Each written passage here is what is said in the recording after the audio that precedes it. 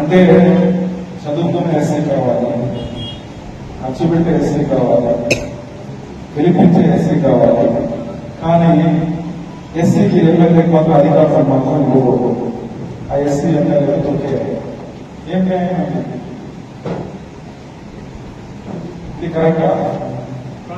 నేను ఒకే అడుగుతున్నా, SC MLA అందరూ కూడా ఏం చేస్తున్నారు? అక్కడక్కడ కూడా ఇబ్బంది పెట్టిస్తున్నారు. మంచిదో చెడ్డదో ఇప్పుడు అక్కడ టార్గెట్ చేస్తున్నాం, ప్రత్యేకంగా ఎస్సీని టార్గెట్ చేస్తున్నాం.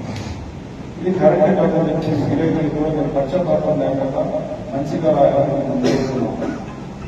అదేంటంటే వేరే క్యాస్ట్ ఎవరు తప్పు చేయరా? ఓన్లీ ఎస్సీ ఎమ్మెల్యే తప్పు చేస్తారా? అంటే ఎస్సీలు వచ్చి కాలు మొక్కాలి, ఎస్సీలు బానిసగా ఉండాలి, ఎస్సీలు ఎక్కడ కూడా స్వేచ్ఛగా రాకూడదు. ఇవన్నీ కరెక్ట్ కాదండి. అది మీరు ప్రత్యేకంగా ఉండే వాళ్ళు కూడా చేయాలి. అంటే ర్యాంకింగ్ 1 నుంచి 3 కావాలంటే 5 లక్షలు కావాలి. మాకెందుకు 5 లక్షలు ఇచ్చి ర్యాంకింగ్ తీసుకోవడం? అంటే చదువుకున్న ఎస్ఐ కావాలి, అచ్చుబెట్టే ఎస్ఐ కావాలి, గెలిపించే ఎస్ఐ కావాలి.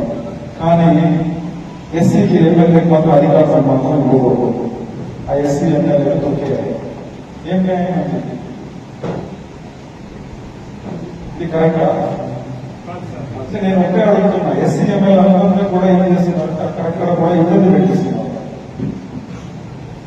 మంచిదో చెడ్డదో ఇప్పుడు అక్కడ టార్గెట్ చేస్తున్నాం, ప్రత్యేకంగా ఎస్సీని టార్గెట్ చేస్తున్నాం.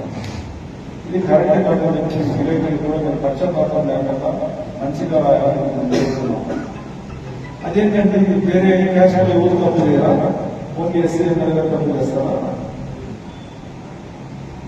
అంటే ఎస్సీలు వచ్చి కాలు మొక్కాలి, ఎస్సీలు బానిసగా ఉండాలి, ఎస్సీలు ఎక్కడ కూడా స్వేచ్ఛగా రాకూడదు. ఇవన్నీ కరెక్ట్ కాదండి. అది మీరు ప్రత్యేకంగా ఉండే వాళ్ళు కూడా చేయాలి. అంటే ర్యాంకింగ్ 1 నుంచి 3 కావాలంటే 5 లక్షలు కావాలి. మాకెందుకు 5 లక్షలు ఇచ్చి ర్యాంకింగ్ తీసుకోవడం?